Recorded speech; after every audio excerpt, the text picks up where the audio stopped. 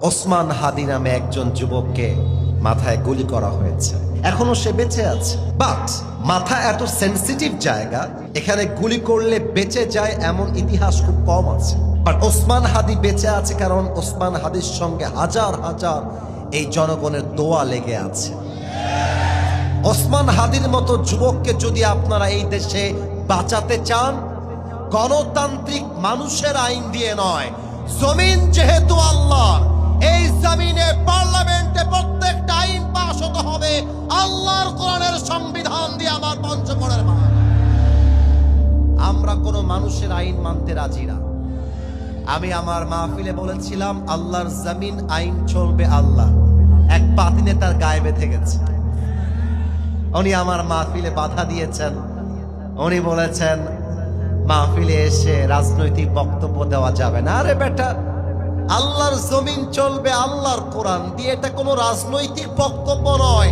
এটা বাংলাদেশের 18 কোটি তাওহীদ জনতার কলিজার দাবি। আমার পঞ্চগড়ের মা, তাহলে বলেন তো আমাদের রব একজন, তিনি কে?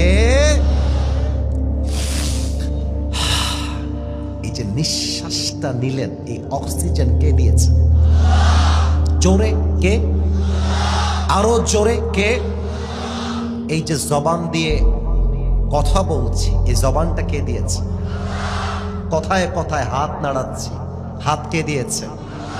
সকালে নাস্তা খেয়েছেন, এই রিজিকটা কে দিয়েছে? রাতে বাসায় গিয়ে খাবেন, এই রিজিকটা কে দিবে? আল্লাহ বলছে, বান্দা, ওয়ামা মিন দাব্বাতিন ফিল আরদি ইল্লা আলাল্লাহি রিজকুহা।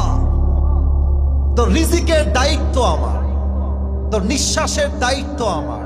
তোর হাত দিলাম আমি, তোর পা দিলাম আমি, নিঃশ্বাস দিলাম আমি, বউ দিলাম আমি, বাচ্চা দিলাম আমি, গাড়ি দিলাম আমি, সম্মান দিলাম আমি। অতএব তুই কোনো মূর্তির বান্দা নোস, তুই কোনো পাথর পূজারী নোস, তুই আমার বান্দা, তুই তোর রবের বান্দা। That's why we are the worshipper of Allah subhanahu wa ta'ala.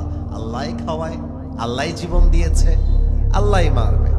আপনারা জানেন, গত শুক্রবার জুমার নামাজের পরে ওসমান হাদি নামে একজন যুবককে মাথায় গুলি করা হয়েছে।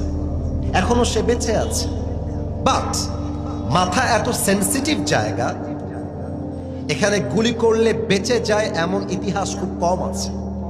বাট ওসমান হাদি বেঁচে আছে কারণ ওসমান হাদির সঙ্গে হাজার হাজার এই জনগণের দোয়া লেগে আছে।